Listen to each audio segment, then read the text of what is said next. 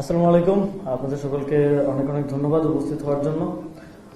আমাদের ইতিমধ্যে আমাদের নির্বাচন পরিচালনা কমিটির সেক্রেটারি এবং পার্টির যুগ্ম আহ্বায়ক মুনহিয়া শারমিন আপা আপনাদের সামনে কোন নির্বাচন পরবর্তী অবস্থায় আমাদের কোন কোন আসনে কি পরিস্থিতি বিরাজ করছে সেটা আপনাদেরকে বললেন। এর বাইরেও সারা দেশে এই ধরনের পরিস্থিতি চলমান আছে।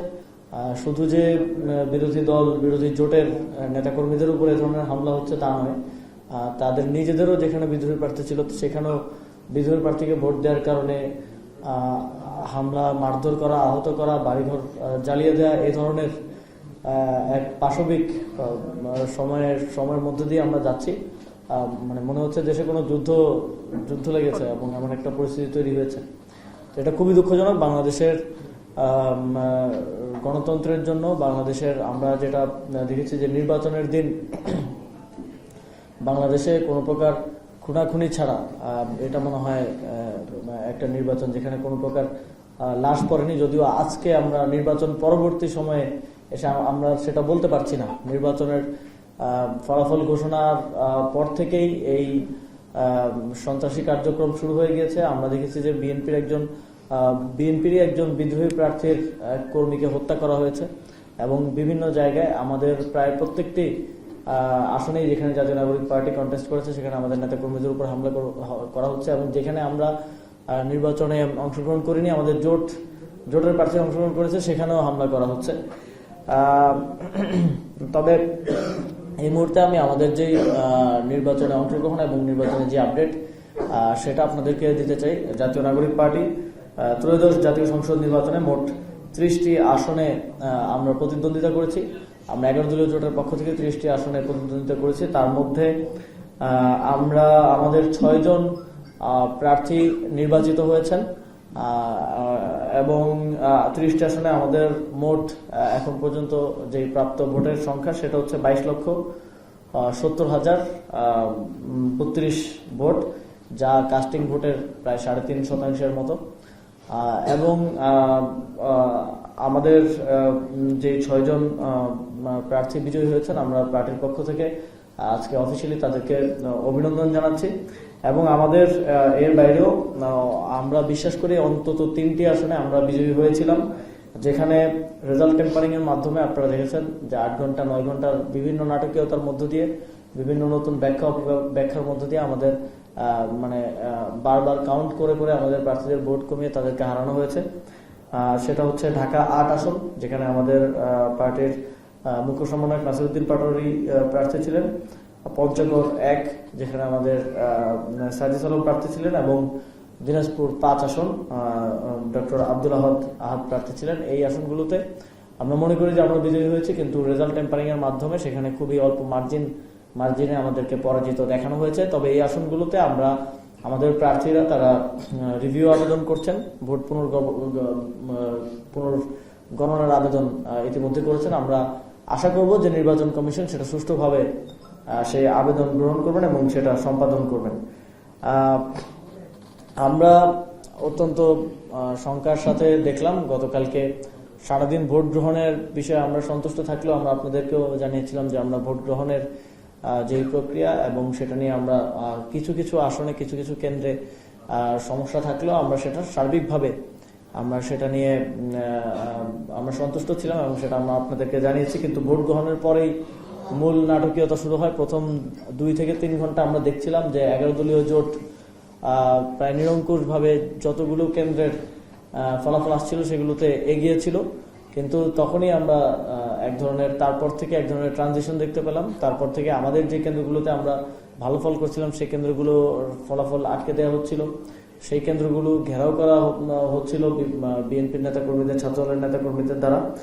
এবং কিছু গুরুত্বপূর্ণ আসনে ভোট গণনা 2 ঘন্টা 3 ঘন্টার মধ্যে শেষ হয়ে গেলেও সেইখানকার ফলাফলগুলো মধ্যরাতে গিয়ে দেওয়া হয়েছে, 9 ঘন্টা 10 ঘন্টা। বিশেষ করে আমাদের 11 দলীয় জোটের যারা শীর্ষস্থানীয় নেতৃবৃন্দ আছেন, যারা দলগুলো শীর্ষস্থানীয় নেতৃবৃন্দ আপনারা দেখেছেন তাদের আসনগুলোতে কিভাবে নাটকীয়তা হয়েছে। আমাদের আহ্বায়কের আসনে আমরা প্রথমে দেখলাম যে সেখানেই কেন্দ্রের ফলাফলে 6,000 ভোটে তিনি এগিয়েছিলেন, তারপরে আমাদের কাছে একটা শীট আছে, সেখানে আমরা দেখেছি যে অন্তত 10 থেকে 12 বার সেখানে কাটাকাটি করে ভোট কমানো হয়েছে। কমাইতে কমাতে তারা 4000 ভোট কমিয়ে তারপরেও 2000 ভোটে তাকে বিজয়ী ঘোষণা করতে তারা বাধ্য হয়েছেন। এবং আমরা দেখেছি যে এক ধরনের অসংলগ্ন এবং অস্বচ্ছ প্রক্রিয়ায় ঢাকা 13 আসনে আমাদের জোটের প্রার্থী এবং জোট শরিক দল খেলাফত মজলিসের আমির মাওলানা মামুনুল হককে কিভাবে হারানো হয়েছে, এবং একই ধরনের ঘটনায় ঢাকা 8 আসনে এক ধরনের সিদ্ধান্ত গ্রহণ করেছে, ঢাকা 13 আসনে ভিন্ন ধরনের সিদ্ধান্ত গ্রহণ করে আমাদের জোট শরিক দলের একজন শীর্ষ নেতৃত্ব তাকে হারানো হয়েছে। ঢাকা 15 আসনে আমরা দেখেছি যে এই ফলাফল দীর্ঘ সময় ধরে আটকে রাখা হয়েছে এবং মাঝখানে গুজব ছড়ানো হয়েছে। প্রার্থী নিজে পোস্ট করেছেন যে তিনি জিতে গেছেন, অথচ পরে আমরা দেখলাম যে তিনি 21,000 ভোটের ব্যবধানে হেরেছেন। ঢাকা 17 আসনে আমরা দেখেছি, ঢাকা 17 আসনে সন্ধ্যা 8টার দিকেই একটি দলের পেজ থেকে ঘোষণা করে দেওয়া হলো যে সেখানে তারা বিজয়ী হয়েছেন, অথচ তখনও 50টি ভোটের কেন্দ্রের ভোট গণনাই শেষ হয়নি। সেখানে তাকে বিপুল ভোটে বিজয়ী বলে দেখানো হয়েছে, কিন্তু দীর্ঘ সময় নষ্ট করে পরবর্তীতে দেখানো হলো যে 4000 ভোটে আমাদের জোটের প্রার্থী সেখানে পরাজিত হয়েছেন।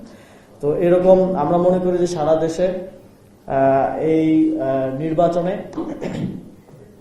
বিএনপিকে 2/3 মেজরিটি পাইয়ে দেওয়ার জন্য এক ধরনের মেটিকুলাসলি প্ল্যান করে ভোট গণনায় কারচুপি করা হয়েছে, ভোট গণনায় রেজাল্ট টেম্পারিং করা হয়েছে এবং অনেকগুলো আসনে যেখানে আমরা কাছাকাছি লো মার্জিনে জেতার কথা সেই আসনগুলোতে এই ভোট ইঞ্জিনিয়ারিং করে আমাদেরকে হারানো হয়েছে এবং বিএনপিকে জাস্ট স্লাইট অ্যাবোভ 200 সিট পাইয়ে দেওয়া হয়েছে। এবং এইটাকে আমরা তুলনা করতে পারি 2008 সালের নির্বাচনে ঠিক যেটা বিএনপি নেতৃত্বাধীন জোটের সাথে যেটা হয়েছিল, 35% ভোট পেয়ে তারা 29টা আসন পেয়েছিল। এবারও ঠিক একই রকম বিভিন্ন গোয়েন্দা সংস্থা এবং বিভিন্ন এবং মিডিয়া এস্টাবলিশমেন্ট সকলের একটা আন্ডারস্ট্যান্ডিং এর মধ্য দিয়ে, সকলের একটা বোঝাপড়ার মধ্য দিয়ে আমরা এটা ঘটতে দেখেছি। মিডিয়ার কথা তো আর কিছুই বলার নেই, আপনারাই জানেন। একই চ্যানেলে 5 মিনিট আগে বলা হলো যে 11 দলীয় জোটের প্রার্থী বিজয়ী হয়েছেন, 5 মিনিট পরে বলা হলো যে ধানের শীষের প্রার্থী বিজয়ী হয়েছেন, এবং এক ধরনের পারসেপশন মিডিয়ায় তৈরি করা হলো। যখন আমরা দেখছি যে বেসরকারি ফলাফল যেটা মিডিয়াতেই আসছিল সেটাই আমরা কাউন্ট করে দেখছিলাম যে আমরা কাছাকাছি অবস্থানে আছি 11 দলীয় জোট এবং বিএনপি, কিন্তু মিডিয়ায় দেখানো হচ্ছিল বিএনপি 70, 11 দলীয় জোট 10। এইভাবে একটা পারসেপশন তৈরি করার মধ্য দিয়ে পুরো একটা ইকোসিস্টেম বিল্ড করে মেটিকুলাসলি এই ফলাফল ট্যাম্পারিং এর মাধ্যমে 2/3 মেজরিটিতে তাদেরকে পৌঁছে দেওয়া হয়েছে। এবং আমরা মনে করি যে এটা একটা ষড়যন্ত্রের অংশ এবং এই অ্যাবসলিউট পাওয়ার যেটার কথা শেখ হাসিনা বলতো, এর মধ্য দিয়ে এই এখন জুলাই সনদের বাস্তবায়ন নিয়ে আমরা শঙ্কিত এবং একই সাথে এই 2/3 মেজরিটি পাইয়ে দেওয়ার পেছনে সংবিধানের যথেচ্ছ পরিবর্তন করার এক ধরনের চিন্তা, এক ধরনের ষড়যন্ত্র, এবং এই সংখ্যাটা আমরা আজকে প্রকাশ করে রাখলাম। সামনের 5 বছরে এটা আস্তে আস্তে আমরা আশা করি দেখতে পাবো। এবং আরেকটি বিষয় যেটা আমরা বলতে চাই যে গণভোট, আপনারা জানেন জাতীয় নাগরিক পার্টি রাজনৈতিক দল হিসেবে সবচেয়ে অত্যন্ত গুরুত্ব দিয়ে গণভোটের প্রচারণা করেছে। আমাদের 270টি আসন যেখানে আমরা জাতীয় নির্বাচনে অংশগ্রহণ করিনি সেখানে আমরা গণভোটের প্রার্থী ঘোষণা করেছি। আমরা সারা দেশে গিয়েছি, আমরা নির্বাচনের ক্যাম্পেইনের পাশাপাশি গণভোটের ক্যাম্পেইন করেছি এবং আরো অনেকে গণভোটের ক্যাম্পেইন করেছে। আমরা বিএনপিকে দেখেছি তারা অফিসিয়ালি গণভোটের কথা বললেও নির্বাচনের দিন আমরা দেখেছি তাদের এজেন্টরা দাঁড়িয়ে দাঁড়িয়ে না ভোট দেওয়ার জন্য কিভাবে প্রচারণা করেছে। আপনাদের মিডিয়ার মাধ্যমে আমরা দেখতে পেয়েছি যে আসলে গণভোটের হ্যাঁ ভোটের যেই বক্তব্য তারা উচ্চ পর্যায়ে থেকে দিয়েছিল সেগুলো আসলে আইওয়াস ছিল। মাঠ পর্যায়ে তারা না ভোটের ক্যাম্পেইন করেছে, কিন্তু এই এত ষড়যন্ত্র করেও আসলে না ভোটকে বিজয়ী করতে তারা সক্ষম হয়নি। আওয়ামী লীগও না ভোটের পক্ষে অবস্থান নিয়েছে, তারা প্রচারণা করছে, কিন্তু তারা না ভোটকে বিজয়ী করতে সক্ষম হয়নি। এবং গণভোটে প্রায় 68% হ্যাঁ ভোটে পক্ষে জনগণ রায় দিয়েছে এবং হ্যাঁ ভোট বিজয়ী হয়েছে। আমরা জাতীয় নাগরিক পার্টির পক্ষ থেকে বলতে চাই যে শপথ গ্রহণের ক্ষেত্রে সকল যারা বা সংসদ সদস্য প্রার্থী হিসেবে নির্বাচিত হয়েছেন, যারা সরকার গঠন করবেন, সকলকে এই জুলাই সনদ যেটা জনরায়ের মধ্য দিয়ে একটা লেজিটিমেসি পেয়েছে এবং এই গণভোটের লেজিটিমেসি জাতীয় নির্বাচনের লেজিটিমেসির থেকেও বেশি গুরুত্বপূর্ণ বলে আমরা মনে করি। এই তাদের অঙ্গীকার করে সংসদে পা রাখতে হবে যে তারা এই জুলাই সনদ বাস্তবায়ন করবে এবং গণভোটে জনগণ যে রায় দিয়েছে সেই রায়ের প্রতি সম্মান দেখাবে এবং দ্রুত সময়ের মধ্যে বাউন্ড টাইমের মধ্যেই সেটা বাস্তবায়ন করবে।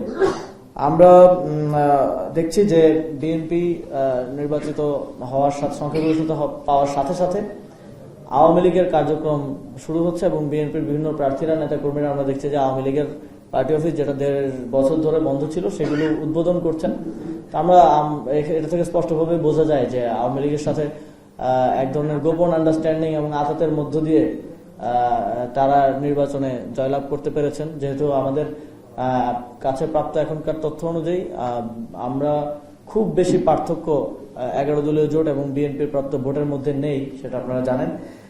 সুতরাং আওয়ামী লীগকে রাজনীতিতে ফেরানোর এক ধরনের প্রতিশ্রুতি বিভিন্ন স্থানীয় পর্যায়ে দেওয়ার মধ্য দিয়ে তারা নির্বাচনে জয়লাভ করার চেষ্টা করেছেন এবং আমরা খুব স্পষ্টভাবে বলতে চাই আওয়ামী লীগের কার্যক্রম বাংলাদেশে নিষিদ্ধ আছে আইনগতভাবে এবং এই অবস্থায় যারা হচ্ছে ঘোষণা দিয়ে কিংবা মিডিয়ার সামনে এসে আওয়ামী লীগের অফিস উদ্বোধন করছেন তাদের বিরুদ্ধে আইনগত ব্যবস্থা নেওয়া প্রয়োজন এবং আইন অনুযায়ী তাদের বিরুদ্ধে ব্যবস্থা গ্রহণ করার আমরা দাবি জানাচ্ছি।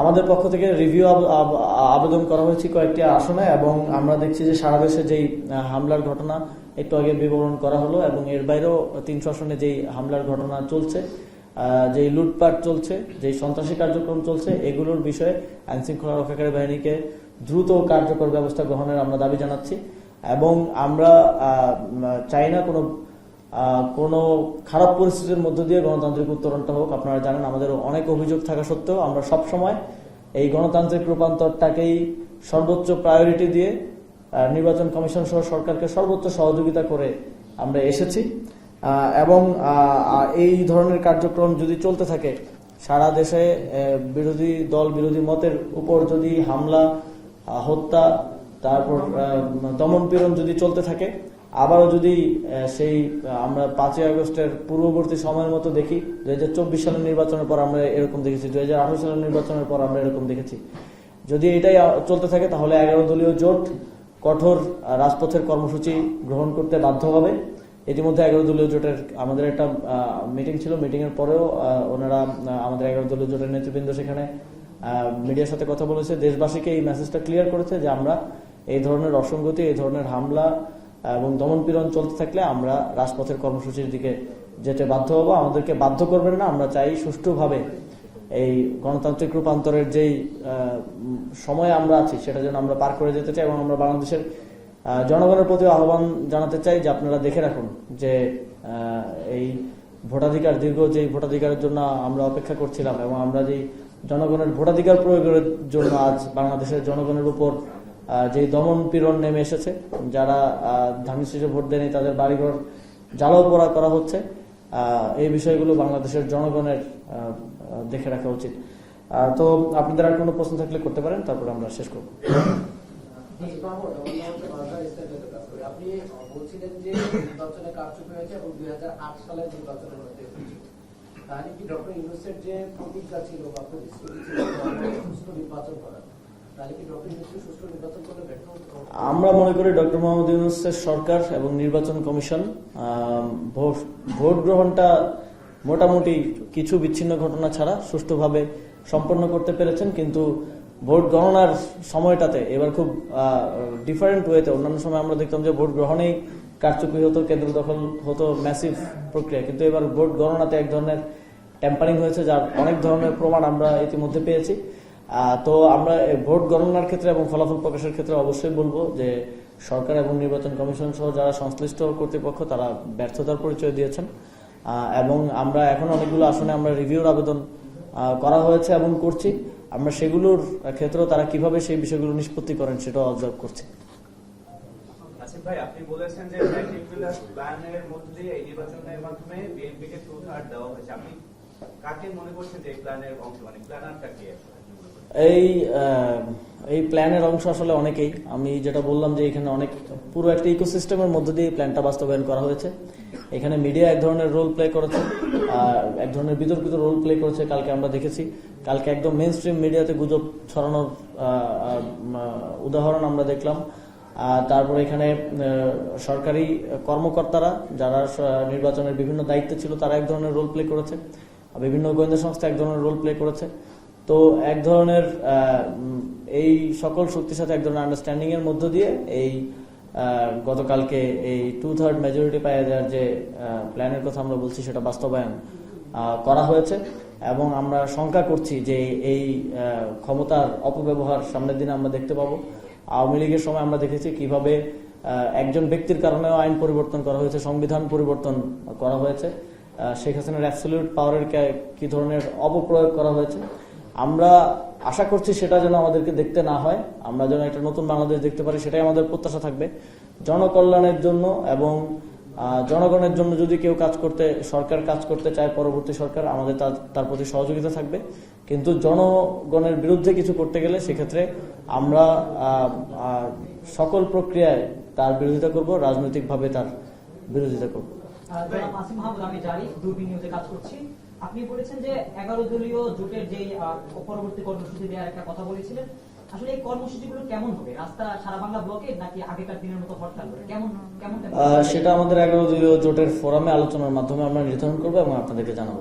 ভাই, আপনারা গণভোটে হ্যাঁ যুক্ত হলো, তো বিএনপি বলছেন যে 2/3 মেজরিটিও পেলো, সেক্ষেত্রে আসলে মানে গণভোট জুলাই সনদ কিভাবে বাস্তবায়ন হবে? আপনাদের মানে বিএনপির যে মতাদর্শ, আপনারা বললেন যে তারা না ভোটেরও প্রচারণা করবে, ফলে এই যে জায়গাটা আপনারা 11 দলীয় জোটে এটা নিয়ে কোনো এই সংস্কার এবং জুলাই সনদের বাস্তবায়ন যেন কোনো নির্দিষ্ট পার্টির গুডউইলের উপর নির্ভরশীল না হয়ে যায়, সেজন্যই কিন্তু এই গণভোট নেওয়া হয়েছে। এবং স্বাভাবিকভাবে পুরো পৃথিবীতে এটা প্র্যাকটিস। গণভোটের লেজিটিমেসি এই জাতীয় নির্বাচনের লেজিটিমেসির থেকেও বেশি। সুতরাং যারা সংসদে যাচ্ছেন তারা মাথার উপর এই দায়িত্বটা নিয়েই যাচ্ছেন যে এই গণভোটের মাধ্যমে জনগণ যে জনরায় দিয়েছে সেই রায়ের বাস্তবায়ন করতে তারা বাধ্য।